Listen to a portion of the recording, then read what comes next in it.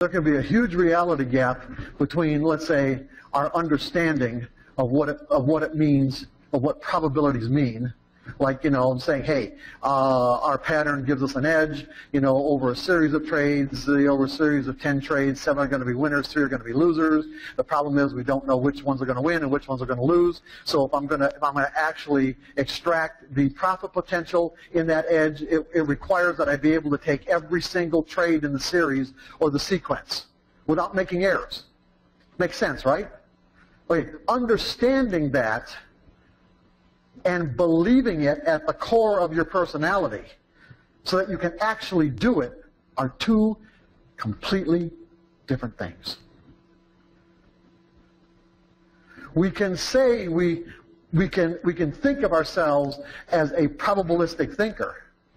Say, yeah, oh yeah, I get it, I understand it. But if you can't execute all 10 trades flawlessly, then I can guarantee you, you can't function at a probabilistic perspective.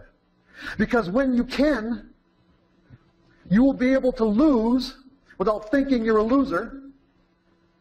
You will be able to be wrong without thinking there's anything wrong with you. Because that's in essence where we're going. This is what makes trading so hard. We live in a society that's completely obsessed with winning is everything. Avoid losses at all costs. Winning is everything. Avoid losses at all costs. These are very powerful belief systems. You think they're just going to go away and not assert themselves on what you do and how you behave just because you have this understanding in probabilities? Just because you might read a book or go to a conference and say, hey, you know what? This is a probabilistic environment that we're dealing in, and you got to think in odds. Oh, yeah, well, that makes sense. I can see that. Try doing it. Because what you do is going to be a function of what you believe.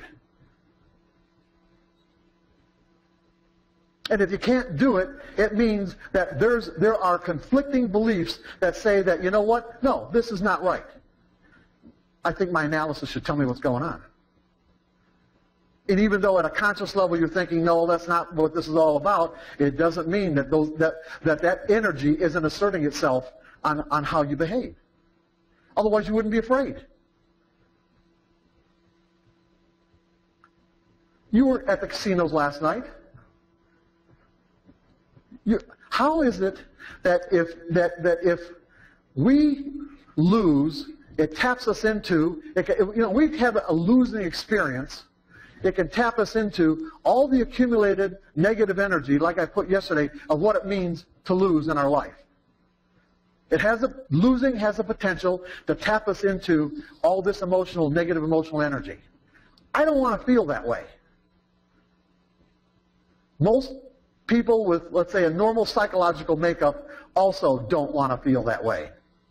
We will avoid this at all costs.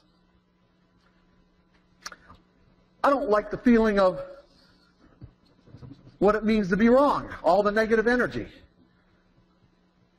Brings up all the times we're berated as kids, someone ridiculing us, teachers, coaches, whatever. So if my trading experiences have the potential to tap me in to these two belief systems, or these memories, the memories of what it means to lose and what it means to be wrong, well, you know what? I've got big problems. Because you know what? If I can't lose and I can't be wrong without it resonating, negative emotional energy, there's only one other way that I can think of to help me avoid tapping into all this, and it's through analysis. So in one sense, we're going to say, well, I'm a trader, which means I'm a risk taker. But the reality is we're using analysis to do everything to avoid tapping into the memories of losing and the memories of what it means to be wrong. And it doesn't work. What we're trying to tell you is this doesn't work. Because there isn't any analytical regimen or system that you can come up with that will guarantee that the next trade is going to work.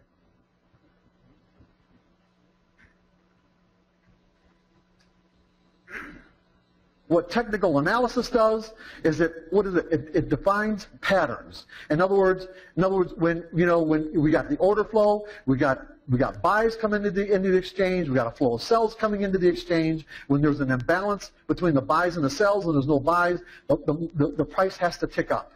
When there's an imbalance between the sells in relationship to the buys, the price has to tick down. As these price up and down, as the price ticks up and down, up and down, up and down, up and down, it creates what we call collective behavior patterns. I say collective because everyone who submits an order to the exchange contributes to the pattern. And what we found is that not only can these patterns be identified, quantified, but they repeat themselves with statistical reliability over and over and over again in every time frame. You guys with me on this? Where's the problem? What? Go ahead, Tony. Oh, well, yeah. No, the problem is the patterns repeat themselves over and over again with statistical reliability. The outcomes that the patterns are predicting are random. I want you to get this. This is big.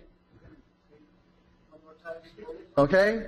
The patterns repeat themselves with statistical reliability, but the outcome that the pattern is predicting is random in relationship to the previous outcomes.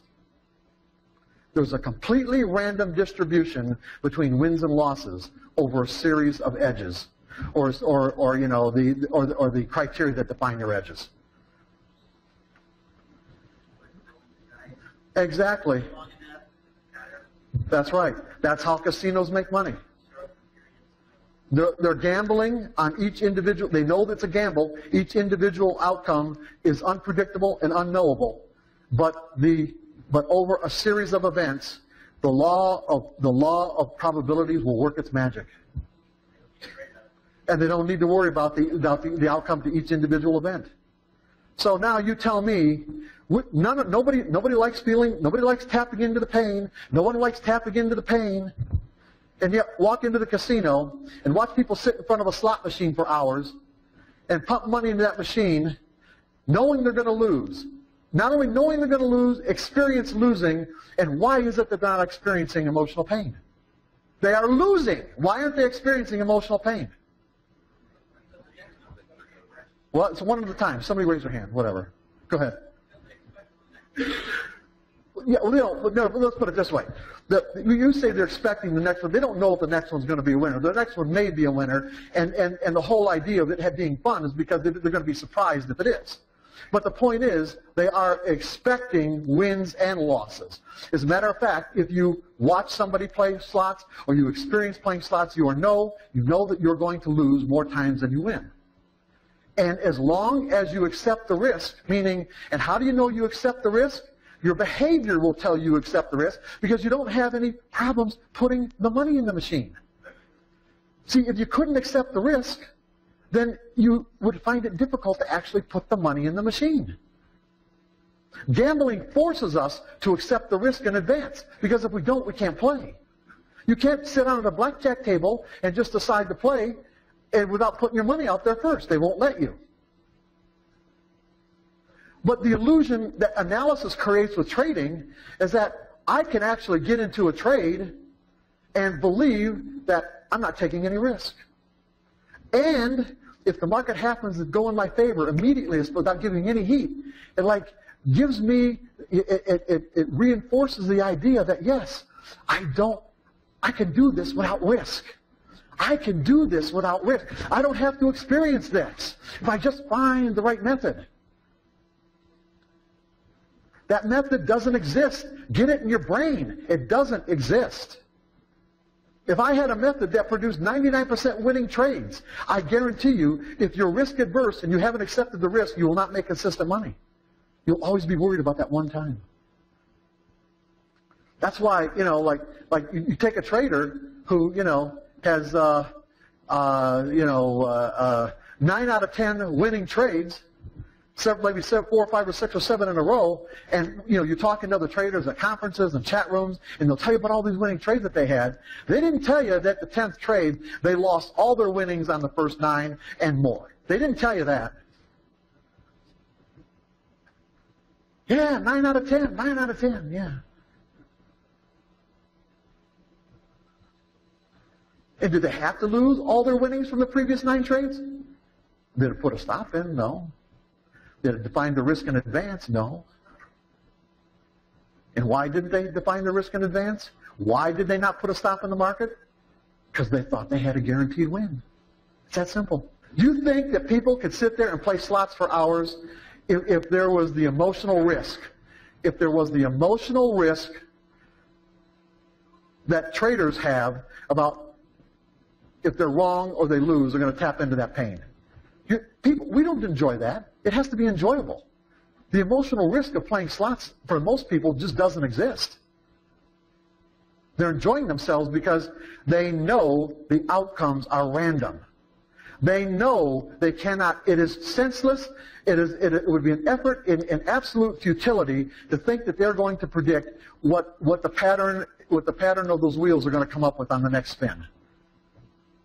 They might not know anything about the architecture of the computer chip that generates the random outcome. But the point is, it is a purely random outcome. And when we learn that it's purely a random outcome, the whole idea of predicting or even being right or wrong is irrelevant. It doesn't apply. Does not apply. And so it takes what we're doing, the activity, out of a right or wrong context.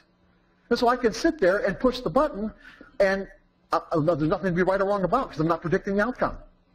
Now, that's a little bit more tricky in trading because we're using an analytical process to actually make a prediction. But what we have to do is we have to apply the principles of the law of probabilities on that prediction and say, you know what? This is a prediction, correct? Okay? I mean, this is, yes, I am making a prediction. I don't have any illusions about the fact I've used this in an analytical process. I've come to a conclusion. I'm making a prediction. But you know what? It's still just a guess. And in that way, we're not responsible for what the market does after we put on a trade. How can we be? When you understand order flow, when you understand there is no way that I can predict the intent that other traders have after I get into a trade. There are other traders all around the world waiting to enter orders for whatever reason pops into their brain. Whatever agenda they have, whether it's commercial, whether it's contractual, whether it's hedging, or whether it's pure speculation, they have their reasons for sending a buy or a sell order to the exchange and how big that order is. There isn't anything that we're doing from a technical or even fundamental perspective where the mathematics of our system can predict what those guys are going to do, or women, okay? There's just no way. In essence, I'd have to know who's about to send an order to the exchange, what kind of orders are going to be. Is it going to be a buy or a sell? How big is it going to be? And then with that, you could say, okay, well, we've got all these buys coming in, we've got all these sells coming in, and so in this moment right here, we should get an uptick. But then again, let's say in the moment there's a huge abundance of buy orders coming into the exchange that overwhelms the number of sell order inventory to take the other side of those trades, and the market starts to shoot up. But then some other trader somewhere in the world sees the opportunity to what he thinks is sell high and just slams that rally with a huge order. Now you would think, well, who could trade that big? Well, hedgers can trade that big because they're not taking the risk. They're eliminating the risk. They're already long or short. They're already what I call naturally long and short based on their business. So yeah, they can put that big of an order in the market and actually defend a price. You heard words like defending a price? This is what it means. You tell me how a mathematical equation is going to predict that. Somebody please. But that's exactly the way you trade. Isn't it? Isn't that exactly the perspective in which you take? You think that this mathematical equation is going to accurately tell you every single time what the intent of all these other traders are around the world? It's just a probability game, everybody. That's it. And analysis makes us think it's something else because of the erroneous and connections that we make and erroneous assumptions that we make.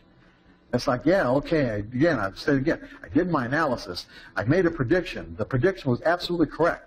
So the reasons why I made the prediction must be the same reasons why the market went in my favor. And that way, I knew what was going to happen. I knew what was going to happen.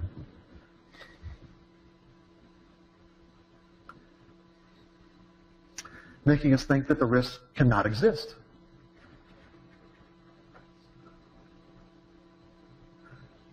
If you're trading to avoid being wrong, if you're using analysis to avoid being wrong in any capacity at all, even just the tiniest bit, if you're using analysis to avoid being wrong and avoid losing, it doesn't work.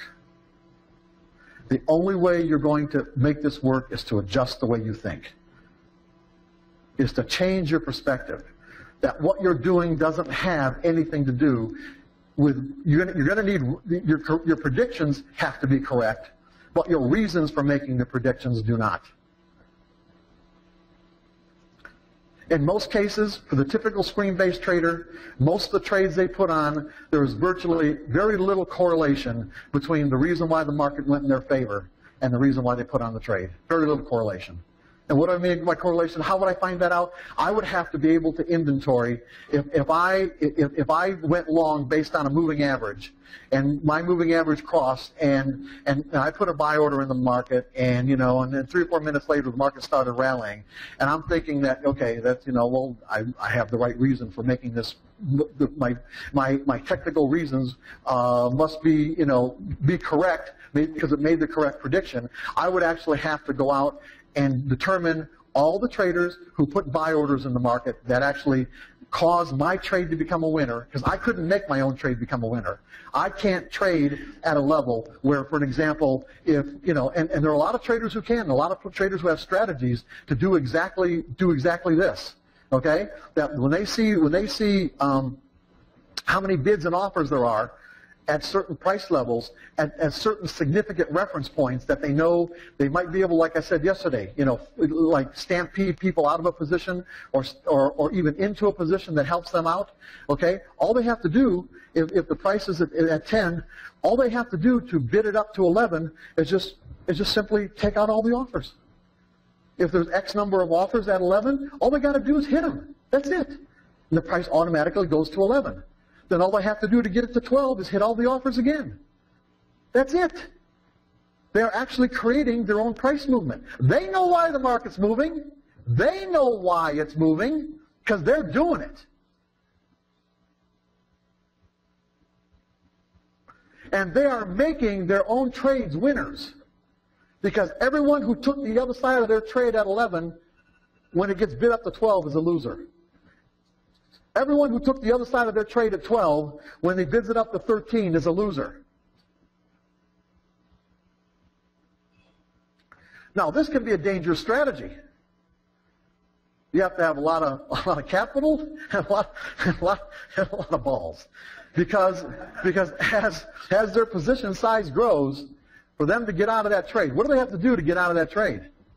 They got to reverse everything. In other words, they have to become sellers, which means that if they have a huge position that they built, a huge long position they built up, there has to be buy inventory for them to get out of that position. In other words, they become sellers, and if there isn't enough buy inventory for them to get out of that position, they can actually force the price right back down again. That's what they, well, hey, yeah, it's like, right. There's a very famous guru on TV. I'm not going to mention his name, but about 6 or 7 years ago, he was doing an interview on the street, as a matter of fact, and kind of bragging actually before he became really famous. And he talked about a strategy, and this is This is something it's probably still done. I don't watch the markets enough to really say, but it's like if you watch to see what kind of orders are flowing, the size of the orders that are flowing into the exchange towards the close. So let's say we've been in an uptrending market, and it's like retail traders who need the most confirmation. They're the most risk averse, so they need the most confirmation that something's going to work. Okay, so to get into a trade. So this is a particular stock, for example. So they see a lot of 50 share, 100 share, 200 share orders flowing into the exchange on the close. What do they know? They know a lot of retail people are buying into the whole idea, right? So what they're going to do is, they're going to see what kind of bids and offers are lining up before the close or before the open the next morning. And he would say, hey, you know what, depending on the stock, he might have to allocate, anywhere from $30 to $50 million to take out all of the bids. So let's say the market is slated to open right here. He might allocate $50 million or whatever it took to take out all the bids to drive the price down at the open. And not all, but many of the people that bought on the close the previous day, this was the close the previous day, they're going to think, oh my God, what did I do? They're going to start selling, okay? Their sell orders are now going to help create this downward movement because there's an imbalance between the number of the buys and the number of sells. And as soon as they start coming into the market with their sell orders, he reverses his position and starts taking the other side of those sell orders as a buyer. So he was able to get in on this trending market, for an example, at a lower price. So you just force the market lower, he gets in at a much lower price, and then the market just reverses back up again and keeps on going. This is a valid strategy that people have been using for years.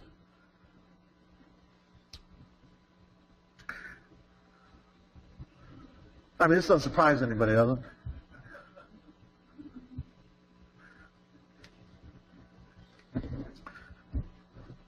So it's like you got to be able to do this. You got to be able to do it. You got to be able to get yourself into an emotional state of mind, like a person who's playing a slot machine. It's like, how do I lose without feeling like a loser? Real simple. You're not losing. This business requires expenses. Now, you're laughing, but it's true. You think that's the way? You think the casinos, the board of directors and the management of the casinos, when they're looking hand by hand, they say, "Oh my God, we just lost $1,000. Oh shit, we just lost $5,000. What am I going to do here? What am I going to do?" These are expenses.